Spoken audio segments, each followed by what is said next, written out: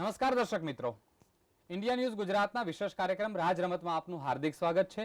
હું છું મહાદેવ દવે. આ વખતે આપણી સાથે સંવાદ કરવા માટે ઉપસ્થિત છે ભાજપના લડાયક મહિલા નેતા રેશમા પટેલ. રેશમાબેન, આપનું હાર્દિક સ્વાગત છે. જય હિન્દ, નમસ્તે. સૌથી પહેલી વાત આપણે કરીએ, પુલવામામાં જે એક જઘન્ય ઘટના બની છે અને આપણા 40 જેટલા જવાનો શહીદ થયા છે. હવે શું? સૌ પ્રથમ તો આપણે સૌ તરફથી આપના માધ્યમથી હું શહીદ વીરોને સલામ કરું છું અને અશ્રુભીની શ્રદ્ધાંજલિ પણ અર્પણ કરું છું. પરંતુ દુઃખ ભરેલા શબ્દોથી કોઈ થવાનું છે નહીં. એમના પરિવારની હાલત શું છે, એ શહીદ વીરોના પરિવારનું આક્રંદ, એનું દુઃખ શું છે, એ કદાચ તમે ને હું નહીં સમજી શકીએ. પરંતુ ચોક્કસ એટલું કહેવું પડે કે ભારત માતાના સપૂતો ભારત માતાની રક્ષા કરતાં કરતાં આવી રીતે શહીદ થાય છે, ત્યારે સૌ પ્રથમ તો સત્તાધારી પક્ષે પણ એકદમ સજાગ રહેવાની જરૂર છે. આ વાત મારે એટલા માટે કહેવી પડે છે મહાદેવભાઈ કે જ્યારે પણ રાજ્યોના ઇલેક્શનો હોય છે ત્યારે આતંકવાદીઓ કંઈ ના કંઈથી પકડાઈ આવે છે અને ગમે એની સાથે કનેક્શન કરી દેવામાં આવે છે અને વાહવાઈ બટોરવામાં આવે છે, વોટ લેવામાં આવે છે. ત્યારે આટલી મોટી ઘટનાને કાંડ એ પણ આપણા જ દેશની ધરતી ઉપર આપવામાં આવે છે. એટલા માટે અંગુલી નિર્દેશ હું સત્તાધારી પક્ષ એટલે કે ભારતીય જનતા પાર્ટીની સરકાર તરફ કરીશ, મારા પક્ષની સરકાર તરફ કરીશ કે ક્યાંક ને ક્યાંક એમનું કાચું છે. સૈનિકો બહુ જ મજબૂતાઈથી લડે છે, સામનો કરે છે દુશ્મનોનો, પરંતુ તમારી જે ફરજ છે એ સરકાર એમની ફરજ ચૂકે છે. એમની જે પણ વ્યવસ્થા છે, ટેકનોલોજીની સાથે સાથે જે પણ પ્રેક્ટિકલી વ્યવસ્થાઓ ઊભી કરવાની હોય છે સુરક્ષાની, એમાં ક્યાંક ને ક્યાંક ચૂક છે એવું ચોક્કસ માનું છું. હવે આપણે થોડા ગુજરાતના રાજકારણની વાત કરીએ તો છેલ્લા દિવસોના બે મુખ્ય ડેવલપમેન્ટ, રેશમા પટેલ એનસીપીમાંથી પોરબંદર અથવા જુનાગઢમાંથી લડશે અને હાર્દિક પટેલ અમરેલીમાંથી લડશે. આ બંને ઘટનાને કેવી રીતે જુઓ છો? જુઓ, હું પહેલાં મારું સ્ટેન્ડ આપને સ્પષ્ટ રૂપમાં જણાવી દઉં કે હું પોરબંદરની બેઠક ઉપરથી લડવાની છું, એ મેં ચોક્કસ ફાઇનલ કર્યું છે. અને આને તમે મારી મહત્વાકાંક્ષા, જીદ કે મારું જે પણ તમે આંકલન કરી શકો છો, હું સ્વીકારવા તૈયાર છું. હું લડવાની છું, ફાઇનલ છે. વાત આવે છે કઈ રીતે લડવાના છો, તો એ પણ સ્પષ્ટ છે કે હું ભારતીય જનતા પાર્ટીની સામે લડવાની છું. ભલે હું ભારતીય જનતા પાર્ટીની આજ નેતા છું કે સદસ્યતા છું, પરંતુ હું ભારતીય જનતા પાર્ટીની રીતિનીતિનો વિરોધ સખત રીતે કરું છું અને રાજકીય રીતે હું એનો વિરોધ કરીશ, હું એમની સામે લડીશ. હવે સામે લડવાની વાત આવે ત્યારે તમે જે કહ્યું કે એનસીપીમાંથી લડવાના છો કે કેમાંથી લડવાના છો, ત્યારે સામેના પક્ષોનું વાત હું મારા મોઢેથી નહીં કહી શકું, કારણ કે એ લોકોની શું સ્ટ્રેટેજી હોય, એ લોકો કઈ રીતે મેદાને ઉતરવાના છે મને નથી ખબર, પરંતુ હું લડવાની છું એટલું મને સ્પષ્ટ રૂપમાં ખબર છે. રહી વાત હાર્દિક પટેલની, વાત આવે છે હાર્દિકની, તો એ તો એમણે કહ્યું છે કે હું લડવાનો છું. સારી વાત છે, હું આવકારું છું નિર્ણયને કે લડવું જ જોઈએ, દરેક યુવાનોએ મેદાને ઉતરવું જોઈએ. હવે એને પણ કઈ રીતે લડશે, હવે એ સ્ટ્રેટેજી એ જ જવાબ આપી શકશે. પરંતુ ખુશીની વાત છે કે અત્યાર સુધી જે પીઠ પાછળનું રાજનીતિ હતી, જે પાછળથી રાજનીતિ થઈ અને વિરોધ પક્ષને મદદ કરવાની હતી, એના બદલે પોતે પ્રતિનિધિત્વ કરશે અને એક સકારાત્મક અને સાપેક્ષ રાજનીતિ કરશે. એટલે મને એક આનંદ થયો કે સમાજ ગુમરાહ નહીં થશે. સમાજને પણ ખબર છે કે આ લોકો રાજનીતિ કરે છે, સમાજ માટે અને લોકો માટે કરી રહ્યા છે, એમાં કોઈ ખોટું છે નહીં. આપને પોરબંદર બેઠક માટે કોંગ્રેસ જો ટિકિટ આપે તો લડશો કોંગ્રેસમાંથી? નહીં, મેં હાલ કોઈ એવું વિચાર્યું નથી કે મને ટિકિટ આપશે તો હું લડીશ કે નહીં, પણ હું લડવાની છું. એટલું હું ચોક્કસ આપને કહીશ કે સામેવાળા જેટલા પણ પક્ષો છે એ બધા યુનાઇટ થઈને લડે એટલી મારી ચોક્કસ આશા છે. એના માટે હું રાજકીય આગેવાનોને, વડીલોને, સામાજિક આગેવાનોને મળીશ અને બધા યુનાઇટ થઈને લડે, કારણ કે એ બેઠક ઉપર એનસીપીનું પણ પ્રભુત્વ છે, કોંગ્રેસનું છે અને ભાજપનું છે. ત્રણેયના પ્રભુત્વ અલગ અલગ પાર્ટમાં ડિવાઈડ થયેલા છે. પરંતુ પક્ષોની શું રણનીતિ હોય છે મને નથી ખબર. હું એટલો આગ્રહ ચોક્કસ રાખીશ કોંગ્રેસ પાસેથી કે આપ સહકાર આપો. એનસીપી પાસેથી પણ આશા રાખીશ કે મારે લડવું છે તો હું એમની પાસે જઈ અને વાતચીતો કરીશ પક્ષોના વડીલો સાથે, સામાજિક વડીલો સાથે. ફરી મારો સીધો પ્રશ્ન કે કોંગ્રેસ અને એનસીપી વચ્ચે ગઠબંધન થાય અને કોંગ્રેસ અથવા એનસીપી માંથી તમને ટિકિટની ઓફર થાય તો તમે પોરબંદર બેઠક પરથી લડશો કે નહીં લડો? ઓફર થાય તો હું આપની સામે સ્પષ્ટ રૂપમાં જવાબ આપીશ કે ચોક્કસ રીતે હું લડીશ. અને બીજી વાત હું એ ઉમેરીશ કે નહીં થશે તો પણ હું લડવાની છું. મતલબ કહેવાનો મતલબ કે ભારતીય જનતા પાર્ટીને પાડી દેવા માટે યુનાઇટ થઈને લડીએ તો સૌથી બેસ્ટ રિઝલ્ટ આપણે આપી શકીશું. રાષ્ટ્રીય રીતે બધા યુનાઇટ થઈને લડી રહ્યા છે, તો 100% અહીંથી મને સાથ સહકાર મળતો હોય છે. ચાહે એ ઓફરના રૂપમાં તમે કહો કે એ લોકોના કાર્યકર્તાઓના સમર્થનમાં કોઈ જે રીતે પણ આંકલન કરીએ, પરંતુ મને સપોર્ટ મળતો હશે તો ચોક્કસ રીતે હું લડીશ. અને કદાચ બની શકે કે પોતાના કેન્ડિડેટો ઊભા રાખે તો પણ હું લડવાની છું. એટલે મેં લડવાની છું એ મેં નક્કી કરી લીધું છે. આપ કોંગ્રેસમાંથી લડતા હશો અને હાર્દિક પટેલ પણ કોંગ્રેસમાંથી હશે, તો તમે બંને એક થશો? તમે તો બહુ આગળ કલ્પના લઈ ગયા કે હું કોંગ્રેસમાંથી લડતી હોઈશ. એવું હજી કોઈ ચિત્ર ઊભું થયું નથી. પણ વાત હાર્દિકની આવશે ત્યારે આપને હું જણાવી દઉં કે મારું સમર્થન રહેશે હાર્દિકને, કારણ કે ભારતીય જનતા પાર્ટીની સામે જેટલા પણ લડતા હશે, જે પણ પક્ષો લડતા હશે, એ દરેકની સાથે મારો સાથ સહકાર હશે, કારણ કે ભારતીય જનતા પાર્ટીને પાડી દેવાની છે. મારો આગ્રહ અને આશા એટલી જ હશે કે બધા યુનાઇટ થઈને લડે તો સારી વાત છે. એક મહિલા તરીકે હું તો સાહસ કરીશ લડવાનું, અને બધા પાસેથી એક હું આશા પણ રાખીશ, અને હું જઈશ પણ ખરા બધા વડીલો પાસે, રાજકીય વડીલો પાસે, કે આપ મને સાથ સહકાર આપો. અને મને ઉમ્મીદ છે કે ભારતીય જનતા પાર્ટીને પાડી દેવા માંગતા હશે એ લોકો આપણને સાથ આપશે, કારણ કે આ તાનાશાહો છે. આ એક તાનાશાહી માનસિકતા સામે લડીએ છીએ. લોકશાહી બચાવવાની વાત હોય કે કોઈ પણ રીતે માનવતાની વાત હોય કે જનહિતની વાત હોય, આપણે સૌ યુનાઇટ થઈને લડવું જોઈએ. ભાજપને શું કામ પાડી દેવી છે? એના તો ઘણા બધા કારણો છે. આજે ભારતીય જનતા પાર્ટીમાં છું છતાં પણ અમે અંદર બેસી અને ઘણી બધી એની નીતિઓ ખુલ્લી પાડી છે.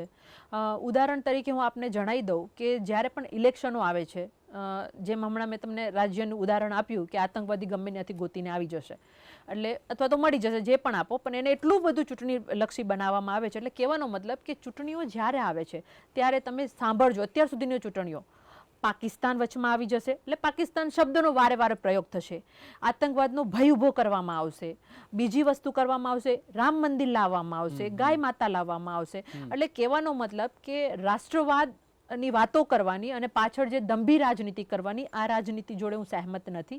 અમે એક સકારાત્મક અને દેશ માટે, રાષ્ટ્ર માટે, રાજ્ય માટે અને જનતા માટે અહીંયા બેઠા છીએ. અમે તમારા પક્ષના પ્રચાર માટે કે પક્ષને જીતાડવા માટે નથી બેઠા, જનતાને જીત માટે બેઠા છીએ. એટલે મારું સ્પષ્ટ માનવું છે કે ઘણી બધી એની નીતિઓનો મને વિરોધ છે, અને એટલા માટે હું ભારતીય જનતા પાર્ટી સામે ચોક્કસ લડવાની છું. ભારતીય જનતા પાર્ટી નારી ગરિમા નથી જાળવતી. એના કેટલાક કાર્યક્રમોમાં સરા જાહેર સ્ટેજ પરથી નારી ગરિમાને લાંછન લગાવતા શબ્દો એના જ નેતાઓ દ્વારા બોલવામાં આવે છે, તમારા જ નેતાઓ દ્વારા બોલવામાં આવે છે. ચાહે તે અડાલજમાં યોજાયેલું મહિલા મોરચાનું રાષ્ટ્રીય અધિવેશન હોય, કે ચાહે તે વિવિધ સેલ મોરચાની બેઠક હોય, કે જે કોઈ પણ સભા હોય, ભાજપનો નેતા હાથમાં માઇક આવે એટલે છકી જાય છે. આપ માનો છો? ચોક્કસ રીતે માનું છું કે નારીઓના અપમાન કરવામાં આવે છે. મહિલાઓ જોડે વર્તન જે કરવામાં આવે છે, માત્ર એવું જ વર્તન કરવામાં આવે છે કે તમે ડેલીએ જઈને વોટ માંગવા માટે જ છો. વાત આવે છે 4-5 મહિલાઓને છોડીને. હા, ઉચ્ચ પદાધિકારી તરીકે બિરાજમાન છે, આપણે એની વાત નથી કરતા, અને એની કમ્પેર આપણે કરતા પણ નથી, કારણ કે એ એક અલગ વસ્તુ છે. પરંતુ ચોક્કસ રીતે અપમાન કરવામાં આવે છે નારીઓના. નારીઓ જોડે જે પણ વર્તન થાય છે, તમે જે અડાલજની મિટિંગની વાત કરી, એવા સમાચાર મને પણ મળ્યા હતા. નારીઓએ મને પણ, મહિલાઓએ વાત કરી હતી કે આવા શબ્દોનો ઉપયોગ થયો હતો. એ શબ્દ આપણે મીડિયા માધ્યમથી બોલી પણ ના શકીએ. એટલે પ્રમુખ દ્વારા પણ જો આવા શબ્દોનો ઉપયોગ થતો હોય તો હું બિલકુલ નહીં ચલાવી શકું, કારણ કે નારીઓ પણ સક્ષમ છે અને વોટ બેંકની નજરે પણ જોઈએ તો રાજકીય ભાગીદારીમાં પણ 50% વોટ બેંકની હકદાર છે. એ તમારા મજૂરિયા કામ કરવા માટે નથી, દેશના અને રાષ્ટ્રના વિકાસ માટે છે. ભારતીય જનતા પાર્ટી ઘણા સમયથી મહિલા સશક્તિકરણની વાતો કરે છે. આપ ભાજપમાં છો, ખરેખર ભાજપમાં મહિલા સશક્તિકરણ થાય છે? એના માટે હું તમને એક ઉદાહરણ આપી દઉં. મહિલા સશક્તિકરણની વાતો કરવી અને મહિલાઓની વાત ન સાંભળવી. આજે હું એક મહિલા છું અને મારા જે સમાજના શહીદ ભાઈઓ થયા છે, એમાં પણ મહિલાઓ, દીકરીઓ છે જે નોકરી માટે વલખા મારી રહ્યા છે, એની જરૂરિયાત છે. છતાં પણ આ ભારતીય જનતા પાર્ટી, તાનાશાહોની પાર્ટી સાંભળી નથી રહી. આ મારો આક્રોશ બોલે છે, આ મારું દુઃખ બોલે છે, તો સાંભળી નથી રહી. એ શું નારી સશક્તિકરણની વાતો કરો? માત્ર આ એક ઉદાહરણ છે. બીજું ઉદાહરણ તમને આપું કે જ્યારે ટિકિટો આપવામાં આવે છે વિધાનસભાની, ત્યારે કેટલી મહિલાઓને સ્થાન આપે છે. ઉદાહરણ આપી દેશે ઉપરની મહિલાઓના કે અમારા કેન્દ્રમાં આટલી મહિલાઓ છે, આટલા મિનિસ્ટરો છે, આટલા મુખ્યમંત્રીઓ છે. નહીં ભાઈ, અમારે એ ઉદાહરણ નથી જોતું. આજે સક્ષમ નારીઓ ઘણી બધી છે. તમે એને ભાગીદારી આપો ને. તમે 50% ના આપો તો કંઈ નહીં, તમે 35% તો આપો ટિકિટો. ભલે એવા નીતિ નિયમો નિયમો નથી, પણ તમે આપી તો શકો છો ને. એટલે કહેવાનો મતલબ નારી સશક્તિકરણની માત્ર વાતો થાય છે, ડેલી સુધી વોટ માંગવા સુધી જ રાખવામાં આવે છે, પરંતુ એને ના તો રાજકીય ભાગીદારી આપવામાં આવે છે, ના તો સંગઠનમાં કોઈ વ્યવસ્થિત સ્થાન આપવામાં આવે છે, માત્ર ઉપયોગ કરવામાં આવે છે. હું તો એવું કહીશ કે ઉપયોગની દુરુપયોગ કરવામાં આવે છે. ભાજપના મહિલા સંગઠનની વાત કરીએ કે સરકારની વાત કરીએ, બંને જગ્યાએ મહિલાનું પ્રભુત્વ ઓછું છે. કારણ એ જ કે પુરુષ પ્રધાન માનસિકતા, માત્ર વાતો કરવાની નારીઓના સન્માનની, પરંતુ કયા નારીઓના સન્માન કરી રહ્યા છો બતાવો તમે. આપણે સરકારની વાત કરીએ તો મિનિસ્ટરમાં એક જ મહિલા છે, વિભાવરીબેન. તો તમે જોજો કે વિભાવરીબેનનું કયું જગ્યાએ એને બોલવાની સ્વતંત્રતા આપી છે. મને તો એવું લાગે છે, હું એવું નથી કહેતી વિભાવરીબેન બોલતા નથી, પણ હું કહીશ કે એમને વાણી સ્વતંત્રતા મળતી નથી અથવા તો બોલવા નથી માંગતા, વોટેવર જે બી રીઝન હોય. પરંતુ જ્યારે પણ મહિલાઓના પ્રશ્નો થાય છે, મહિલાઓના કાંડ થાય છે, નાની એવી 14 માસની દીકરી ઉપર જે જઘન્ય અપરાધ થાય છે, આવા શબ્દોમાં પણ નારીઓએ બહાર નીકળવું પડે તો એ નથી નીકળતી. પરંતુ એમના નેતાઓ એટલે કે ભારતીય જનતા પાર્ટીના નેતાઓને વિરોધ પક્ષે કોઈ એક પણ શબ્દ ભારે કહી દીધો તો પૂરું મહિલા સંગઠન બહાર આવશે. એટલે કહેવાનો મતલબ કે જેટલું કે એટલું જ કામ કરવા માટે નારીઓ છે. અરે નારીઓના સન્માન માટે લડવાનું છે. હમણાં આપણે જોયું હશે કે વડાપ્રધાન શ્રીએ સોનિયાજી માટે કેવા શબ્દો વાપર્યા હતા. આ વાત હું એટલા માટે કહું છું કે સોનિયાજી એક મહિલા છે, નારી છે, બહુ ખરાબ શબ્દો વાપર્યા હતા. હું આ મંચ ઉપરથી નથી બોલી શકતી. એટલે તમે બીજાના પક્ષને કહી રહ્યા છો તો પેલા આપણા પક્ષનું તો કરો. એટલે ઘણી બધી વાર અમે આવું બધું જોઈએ છીએ એટલે સહન નથી થતું, અને એનું જ કારણ છે કે આજે ભારતીય જનતા પાર્ટીનું લેબલ મારા ઉપર લાગે છે, પરંતુ હું એની વિચારોનું, એની કૂટનીતિઓનો હંમેશા વિરોધ કરતી આવી છું અને આગળ પણ કરતી રહીશ. પણ સંગઠન અને સરકારમાં મહિલાઓને સ્થાન ન આપીને ભાજપ મહિલાઓ સાથે જ અન્યાય કરી રહ્યું છે એવું ના કહેવાય? ડેફિનેટલી માનું છું, મહિલાઓ જોડે અન્યાય તો કરી જ રહ્યા છે. મેં તમને મારું ઉદાહરણ તો આપ્યું કે તો મહિલાનું સન્માન કરતા હોત તો આજે હું પણ મહિલા છું ને, મારી વાત એમણે સાંભળવી જોઈએ, પણ નહીં સાંભળશે. તમે એમને ઘણી બધી વાર રજૂઆત કરી છે, એવી રીતે અસંખ્ય મહિલાઓ જોડે આવું થાય છે કે કે એટલું જ કરવાનું ને કે એટલું જ ચાલવાનું. એટલે બહુ ભયંકર રીતે અપમાન કરવામાં આવે છે. માત્ર સંગઠનની ને સરકારની મહિલાઓનું નહીં, એવા પણ કાર્યો કરે છે કે જે દેશની અને રાજ્યની મહિલાઓ ઉપર પણ અત્યાચાર અને અન્યાય કરી રહ્યા છે, એવું ઘણા કિસ્સાઓમાં સાબિત થાય છે. હું આમની કમ્પેરિઝન બીજા પક્ષ સાથે નહીં કરીશ. હું એ જ વાત બોલીશ જે મારા પક્ષને લાગુ પડે છે. મારે બીજાના કોઈની કમ્પેર કરવાની આવશ્યકતા નથી. એ પક્ષમાં એવું હતું એટલા માટે તો અમે અહીંયા આવ્યા. તો અમે અહીંયા આવ્યા છીએ તો અમે આ બધું નહીં ચલાવી લેશું. એટલે કહેવાનો મતલબ કે તમારી વાત જોડે હું 100% સહેમત છું. મહિલાઓના અપમાન થાય છે, મહિલાઓને ક્યાંય સશક્ત બનવા જેવું સ્ટેજ આપવામાં નથી આવતું, ના તો બોલવાની સ્વતંત્રતા આપવામાં આવે છે. ક્યાંક ને ક્યાંક અમારા જેવી મહિલાઓ બોલે છે તો બાગી નેતા તરીકેનું બિરુદ મળે છે. તમે ભાજપમાં જોડાયા પહેલા કઈ હકીકતની ખબર જ નહોતી? જો રાજકીય પ્લેટફોર્મ પર મારા માટે આ પહેલું પક્ષ છે. રાજકારણમાં મેં પહેલા મંડાણ કર્યા હતા ત્યારે પણ મેં કહ્યું હતું કે અમે રાજ્ય માટે, જનતા માટે કામ કરવા માટે આવ્યા છીએ, પરંતુ અમને એવું લાગશે કે કામ નહીં કરી શકીએ તો અહીંયા પણ અમે બોલી શકીશું, અવાજ ઉઠાવી શકીશું. એટલે ક્યાંક ને ક્યાંક જોયું હોય, પણ વિરોધ પક્ષ તરફથી જોયું હોય અથવા તો અંદર ઘૂસીને ના જોયું. એટલે કે બહારથી તમે જે જોયું હોય એના કરતાં બેટર છે કે તમે એને અંદરથી જુઓ તો તમને વધારે અનુભવ થાય. આજે અંદર છીએ તો મેં તો બહારથી પણ ભારતીય જનતા પાર્ટીને જોયેલી અને અંદરથી પણ જોયેલી, અને એમાં કોઈ ફેર નથી. એ જ તાનાશાહી, એ જ નાટકબાજ, એ જ એડવર્ટાઇઝ, આ જ રીતે કામ કરવાનું ને જનતાની લાગણીઓ જોડે, ખેડૂતોની લાગણીઓ જોડે, મહિલાઓની લાગણીઓ જોડે, વિદ્યાર્થીઓની લાગણીઓ જોડે રમત રમવાનું એ જ કાર્ય છે. ભારતીય જનતા પાર્ટીના શાસનમાં મહિલાઓ સુરક્ષિત નથી એવું આપ કહો છો, માટે જ આપે હથિયારનું લાયસન્સ માંગેલું છે? ચોક્કસ એવું તો ના કહી શકું કે એટલે મેં, પણ હું માનું છું કે હથિયારનું લાયસન્સ માંગવું એ મારો અધિકાર છે. મહિલા છું, સ્વરક્ષણ માટે માંગી શકું છું અને આશા પણ રાખું છું કે મને મળી જાય. પરંતુ સુરક્ષિત નથી એ પણ હકીકત છે. મહિલાઓ સુરક્ષિત નથી એનું ઉદાહરણ મેં તમને જે નાની એવી બાળકી આપી કે 14 માસની બાળકી ઉપર અત્યાચાર થાય છે, રેપ જેવા કાંડો થાય છે. હજી સુધી દીકરી ન્યાય માટે વલખી રહી છે. એના આરોપીને સજા નથી મળી. એને સજા મળવી જોઈએ. કેટલા મહિના થઈ ગયા? 4 મહિના થઈ ગયા, છતાં પણ સજા નથી મળી. તો હું કહી શકું કે નારીઓ સુરક્ષિત નથી. અને તમારા જ્યારે આવું કંઈ થાય છે એટલે બયાનબાજી ચાલુ થાય છે, પ્રેસ કોન્ફરન્સ ચાલુ થાય છે, પરંતુ દીકરીને ન્યાય તો આપો.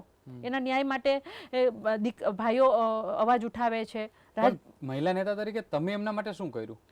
ચોક્કસ રીતે જે તે સમયે જે હતું ત્યારે અમે રજૂઆત કરી હતી, મૌખિક રજૂઆત કરી હતી, કારણ કે ત્યારે અમે ખુલીને એક પાર્ટી લાઈન પ્રમાણે અમે ચૂપ હતા, પરંતુ મૌખિક રજૂઆતો કરેલી હતી.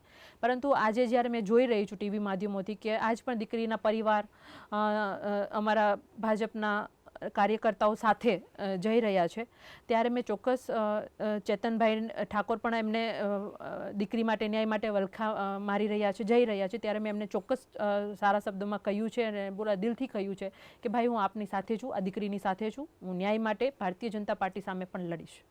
પણ જ્યારે 14 માસની દીકરી સાથે આવું દુષ્કર્મ થાય અને તમે અત્યાર સુધી ચૂપ રહો તો તે તમારી પોતાની એક વ્યક્તિગત નિષ્ફળતા ના કહેવાય? નહીં, ચૂપ નથી મહાદેવભાઈ. જે તે સમયે થયું ત્યારે ઘણા બધાની સંવેદના સાથે બધા બહાર નીકળાતા ને ત્યારે સરકારે કહ્યું હતું કે આ દીકરીના જે ગુનેગાર છે એને અમે ફાંસી જલ્દીમાં જલ્દી આપીશું, એને સજા જલ્દીમાં જલ્દી આપીશું.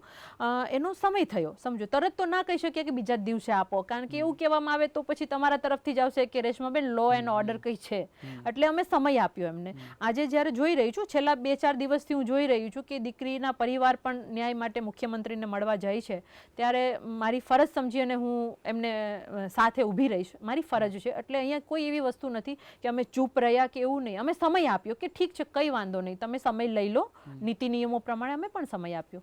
એટલે આજે હું કહું છું મહાદેવભાઈ કે હું એ દીકરીના ન્યાય માટે મુખ્યમંત્રી સાહેબને ભાઈ મળીશ, જઈશ કે હવે આમાં શું કરવાનું છે. નાની એવી માસૂમ દીકરી છે.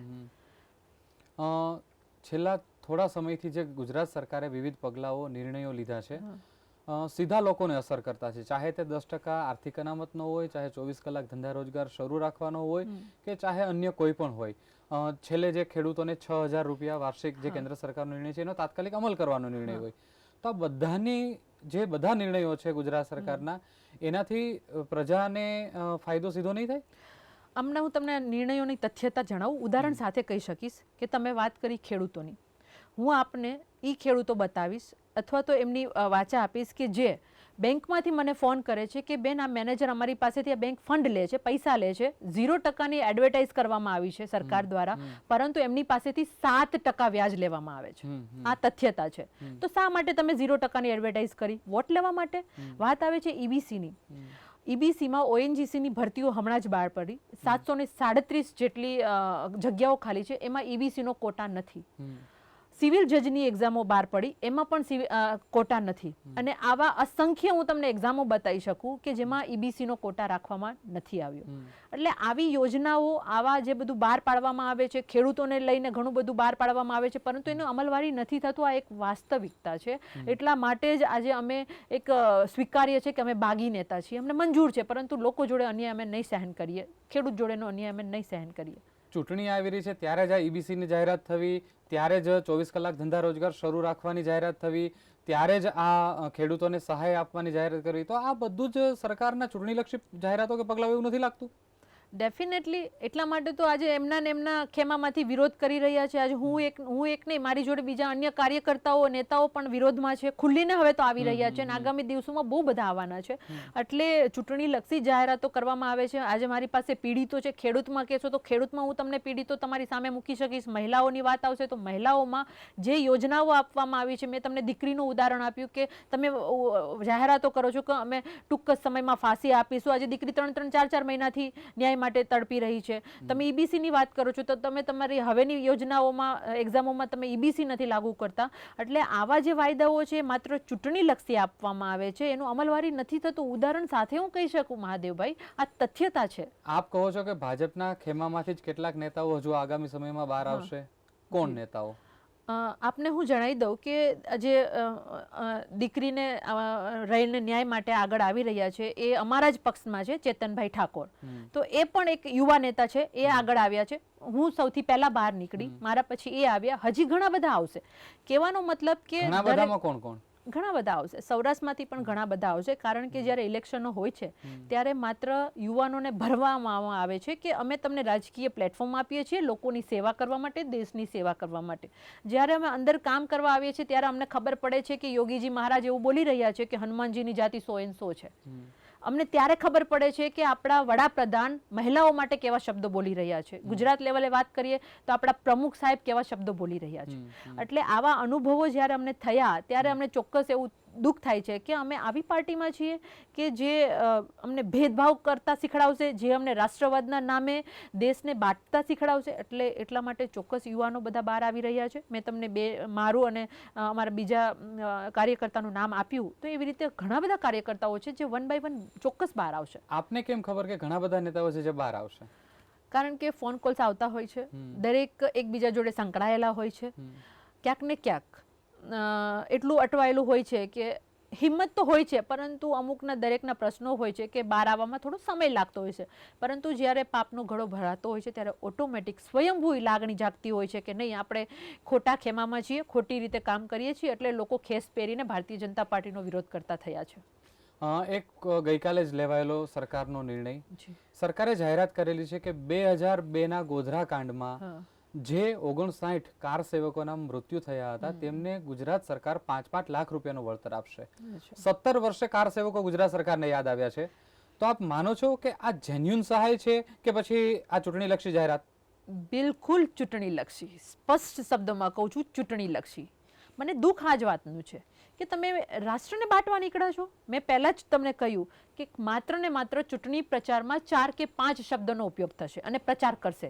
પાકિસ્તાનનું નામ લેશે, આતંકવાદીઓનું નામ લેશે, રાષ્ટ્રવાદ કરીને ભરમાવશે લોકોને અને કરશે પાછું કામ દેશને બાંટવાનું. રામ મંદિરને વચમાં લાવશે.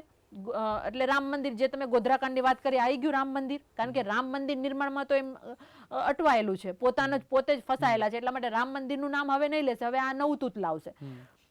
વાત કરી ગૌ માતાની, એટલે આ લોકોનું એક વ્યૂહરચના જેવી રહેલી છે કે પ્રજા ક્યાં સંકળાયેલી છે, કયા નામ સાથે એમની સંવેદનાઓ સંકળાયેલી છે, પ્રજાને કયા નામે આપણે એમના સિમ્પથી લઈ અને વોટ લઈ શકશું. એટલે ભરમાવાનું, ભ્રમિત કરવાનું અને કહેવાય છે ગુમરાહ કરવાની જે રાજનીતિ છે, ભય, ભૂખ અને ભ્રષ્ટાચારના બદલામાં બધું ચાલુ થયું છે, એ તમે જ મને ઉદાહરણ આપીને સાબિત કરી દીધું કે આ એક ઉદાહરણ છે.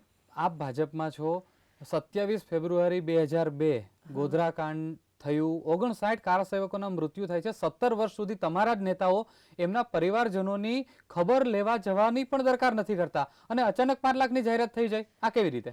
એ જ વસ્તુ છે મહાદેવભાઈ કે આ લોકો માત્ર વોટ બેંકની રાજનીતિ કરે છે. હવે એમના પાપના ઘડા ભરાઈ ગયા છે. તાનાશાહો છે. 2.5 માણસોની સરકાર છે. 2 તો આપને ગુજરાતના જ છે અને 2.5 માણસોમાં બીજા ત્રીજાને તમે ગણી શકો છો. એટલે ચૂંટણીલક્ષી જે પણ કંઈ ષડયંત્રો કરે છે એના પરિણામે જનતા પીસાઈ રહી છે. મેં આપને ઉદાહરણ આપ્યું કે આપણા સોલ્જર્સ આજે શહીદ થઈ રહ્યા છે. અરે ગુજરાતની ઇલેક્શન હતી તો આતંકવાદી પકડાઈને આવી ગયો. કનેક્શન કોની સાથે જોડી દીધું? કોંગ્રેસના નેતા જોડે. શા માટે? સમાજને ગુમરાહ કરવા માટે, લોકોને ગુમરાહ કરવા માટે. તમારામાં તાકાત હતી તો અમારા આ જે શહીદો થયા આપણા દેશના, એની પહેલા તમે આટલી મોટી હુમલાને તમે રોકી ના શક્યા. આવી રીતે તમારી સરકારની વ્યવસ્થા. એટલે કહેવાનો મતલબ કે ચૂંટણીલક્ષી બધું કરી રહ્યા છે અને એના માટે જ અમને દુઃખ થાય છે. અને એ લોકોની તાકાત નથી કે આજે ભારતીય જનતા પાર્ટીના નેતાઓ એમની સામે બોલી રહ્યા છે, પરંતુ એ લોકોની તાકાત કે ઓકાત નથી, સંગઠન કયો કે 2.5 માણસોની, કે કોઈને સસ્પેન્ડ કરી શકીએ. એનું સાબિતી છે કે અમે સાચું બોલી રહ્યા છીએ. 2.5માં અડધો માણસ કોણ?